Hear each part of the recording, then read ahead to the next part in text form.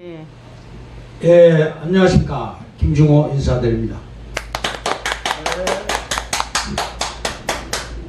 지금부터 김중호 부동산 TV 제 120회 방송을 시작하겠습니다.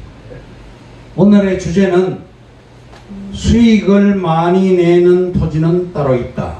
이런 제목으로 방송을 하겠습니다. 우선 부동산 신정보를 말씀드립니다. 정책과 사례에 대해서 말씀드리겠습니다. 1992년도에 역세권을 고밀도로 개발하겠다고 계획을 세웠습니다. 2003년도에 정부 부처 간 협의를 거쳐서 2010년도에 역세권 개발법을 만들었습니다. 그리하여 2018년도에 완전히 완비가 끝났습니다. 그래서 92년부터 시작해서 26년이 걸렸습니다. 역세권을 개발할 때 이 법을 최우선적으로 적용한다 하는 그런 특별법입니다. 역세권 개발 제3조에 이런 내용이 있습니다. TOD 방식이라고 해서 대중교통 지향형 개발 방식입니다. 2016년도에 제정이 되었고 2018년도에 개정이 되었습니다.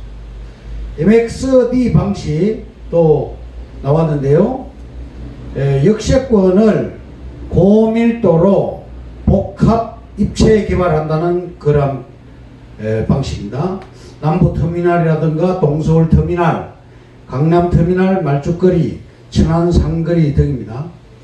수도권 전철이 24개 노선에 이 750여 개 역이 있습니다. 박근혜 정부의 정책이 역 반경 1km를 고밀도로 개발하겠다는 그런 정책이었습니다. 최근에 서울시의 방침이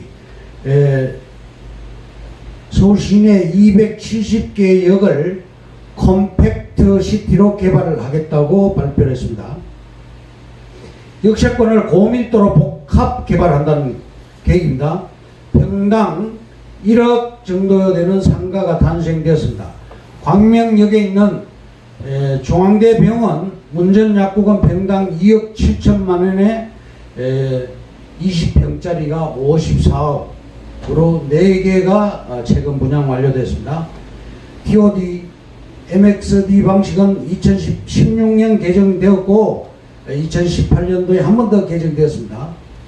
그러한 역들이 수서역을 시작으로 해서 풍무역, 남원주역, 지제역에 지금 적용이 되고 있습니다.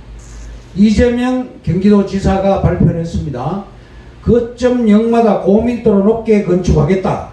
정부의 정책이 26년 만에 현실화되었죠.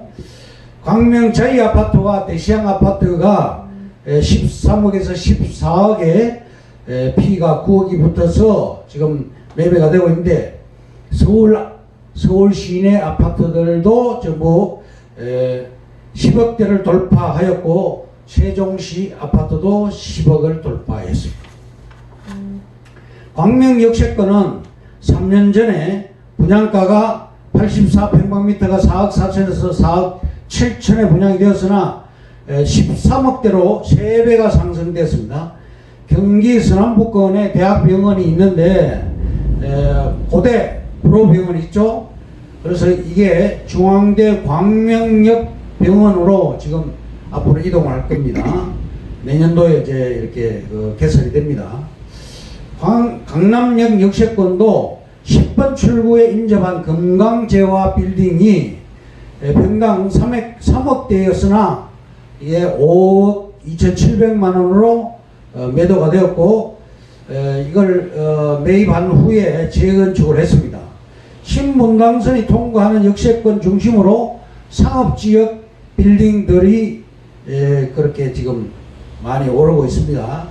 큰 돈이 될 땅 조건 5가지가 있습니다. 산업단지, 지하철역, 역세권, 신도시, 관광지 부근, SOC 등이 5가지의 그런 조건이 있습니다. 2002년 2월 7일 날 파이낸셜 뉴스 신문 기사를 볼 것 같으면 광명역 일대 40만 평을 평당 150만 수준으로 그 당시에 호가가 되는데, 현재는 평당 3,800만 원에서 8,000만 원까지 올라갔습니다. 호봉권에는 이주자 택지는 평당 2천만 원 수준, 집단 칠학지구 구성말은 평당 2,800만 원 수준입니다. 경기도 임야의 86%가 그린벨트입니다. 아파트 부지는 그린벨트가 아니면 개발할 수가 없습니다. 큰 돌이 될 땅은 경기도에 있는 그린벨트 땅들이죠. KTX 국내 최대 규모 2만 평의 광명역 반경 500m 이내는 상업지로 종상향해서 TOD와 MXD 방식으로 고밀도로 높게 건축을 하게 됩니다. 아파트들도 42층에서 49층까지 지금 들어가 있습니다. 2002년 2월 7일 날 건교부에서 직권으로 이곳을 그린벨트 해제를 했습니다. 40만 평이죠. 그 당시에는 수용 방식이었습니다. 그런데 지금은 수용 방식으로 하지 않고 대토나 리처 방식, 환지 방식으로 변경되었습니다. 건물주 위에 지주가 있다 이런 말 있죠. 건물주보다 지주를 꿈꿔라. 돈벼락 맞은 부자들이 있습니다. 부자들은 재테크로 땅을 사모으고 있습니다. 스노우팍스의 김성호 회장님이 미국에 있는데, 이분이 한인으로서 성공했고 자산이 1조 원대입니다. 김밥 사업과 꽃 사업을 하고 있는데, 이분이 말씀하기로 돈에는 인격이 있다고 강조를 했습니다. 돈은 중력이 있어서 1, 2, 4, 8억씩 늘어난다. 그런 말을, 그런 주장을 했습니다. 미래를 위해서 젊어서부터 땅으로 준비를 하라고 강조를 드립니다. 진짜 부자는 땅으로 만들어집니다. 건물주 위에 지주가 있습니다. 건물주보다 지주를 꿈꿔라. 개발되는 농지 위에 도시가 들어갑니다. 내 소유 농지에 상가가 세워지는 상업 용도로 변경 시 위의 꿈 같은 건물주가 될 수 있습니다. 부자들은 첫째도 입지, 둘째도 입지라고 했습니다. 부자들은 전부 땅을 가지고 있었습니다. 땅이 없는 사람들은 사업의 흥망성쇠 시 기댈 언덕이 없어서 사라져 갔습니다. 부자를 만들고 지키는 것은 오직 땅밖에 없다는 생각으로 땅을 사기로 했습니다. 향후 대한민국에서 최고의 입지는 어디가 될까요? 부동산 정보를 모으고 확신이 섰을 때 과감하게 투자를 실행해야 됩니다. 세월에 맡기만 두어도 매년 연봉만큼은 올라줍니다. 그래서 부자는 땅 투자로 매년 연봉을 한 번 더 받게 되는 것입니다.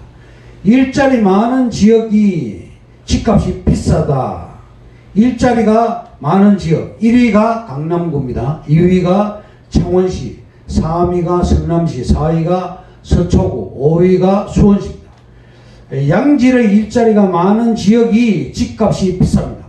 서울의 강남역, 삼성역 일대, 영등포구, 종로구 등 일자리가 많은 지역은 꾸준히 부동산 가격이 상승을 하게 됩니다. 양질의 일자리는 사람들을 모여들게 만들고 그 수요가 교통을 이끌어가게 됩니다. 그러니까 강남역이나 삼성동 일대는 여러 교통수단들이 다 모여들게 된다는 말입니다. 황금 노선이라 일컫는 지하철 9호선과 신분당선 라인은 소문만으로도 지가가 폭등하고 있습니다. 마지막으로 일자리가 많으면 자연스럽게 인구가 늘어나고 수요에 따른 주택이나 상업시설의 필요로 인해서 자연스럽게 지가가 상승되는 것입니다. 그래서 땅값은 땅을 밟는 사람의 수에 비례한다고 했습니다. 다음, 수익을 많이 내는 토지는 따로 있다. 첫째, 바둑판 모양으로 반듯하게 정리된 토지보다는 동네 근처 정리 안 된 땅이 더 좋을 수가 있습니다. 두 번째, 고속도로 나들목에서 5km 이내의 땅은 고속도로가 개설되고 나면 몇 년 내에 상당한 수익을 가져다주는 투자처입니다. 세 번째, 다음은 역세권 투자로 환승할 수 있는 노선이 많고 최단 시간 내에 중심 지역으로 이동할 수 있으며 강남 지역으로 이동할 수 있는 연결이 되는 편리성이 있어야 됩니다. 또 일자리가 늘고 인구가 늘어난 곳에 투자를 해야 되는 것입니다. 네 번째, 다음은 관광 인프라가 형성될 것도 수익을 내줄 땅입니다. 마이스 관련해서 방문객은 규모도 크고 지금 마이스 단지에 대해서는 여러 번 말씀을 드렸죠. 소비도 일반 관광객보다 월등히 많아서 관광 수입뿐만 아니라 일자리 창출 효과는 엄청나다. 삼성역 일대 마이스 단지가 들어가죠.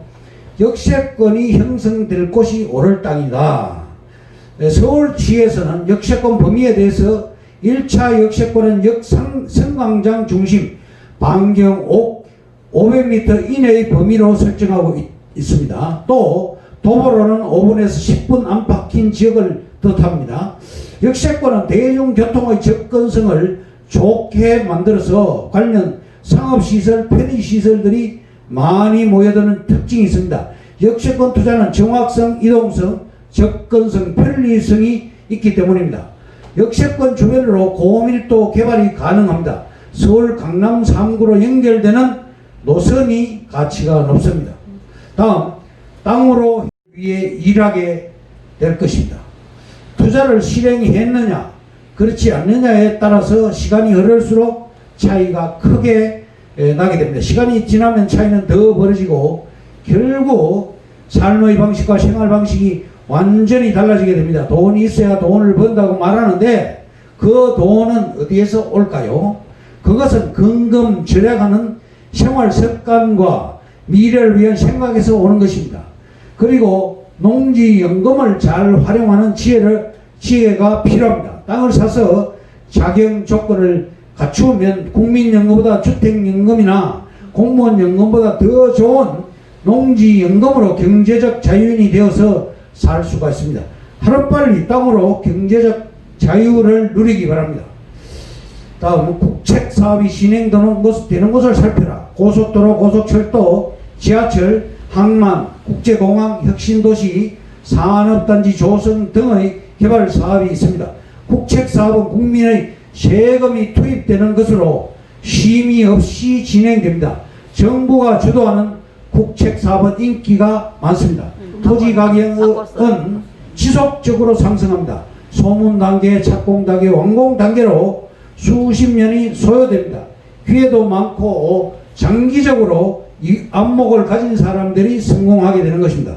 결론을 말씀드리겠습니다. 첫째, 지하철, 도로, 고속도로 IC, JC 이런 곳, IC 주변 5km 이내 지역이 유망합니다. IC, JC, 광명역 근처에는 위로 5개, 아래로 5개가 있습니다. 어마어마하죠. 두 번째, 산업단지, 인구가 집중됩니다. 광명역 같은 경우는 인근에 26만 명이 5km 이내에 들어오게 됩니다. 세 번째, 신도시, 광명 같은 경우는 만세대 신도시가 들어가는데 특별관리지역이 또 그 근처에 500만 평 있죠. 이곳에도 어마어마한 인구가 들어가게 될 것입니다. 네 번째, 관광, 대규모 위락시설, 이런 곳에 상업지가 조성되지요. 17만 평의 관광지가 조성되고 대륙 횡단철도의 시발역이 바로 광명역입니다. 유럽인들 관광객이 연간 1000만 명 이상 몰려오게 될 것입니다. 다섯 번째, SOC 사업, 항만, 공항, 고속도로 등입니다. 한 개만 위에 5가지 중에 한 개만 들어가도 큰 돈이 됩니다. 또 2개가 들어가게 되면 로또를 줍는 것이고, 3개가 들어가게 되면 미국식 로또가 되고, 4개가 들어가게 되면 신의 아들이 되고, 5개가 들어가게 되면 묻지도 따지지도 말고 무조건 들어가야 됩니다. 향후 대한민국에서 최고 입지는 삼성역과 광명역 일대가 될 것입니다. 이것으로 제 120회 김종호 부동산 TV 방송을 마칩니다. 감사합니다. 김종호였습니다.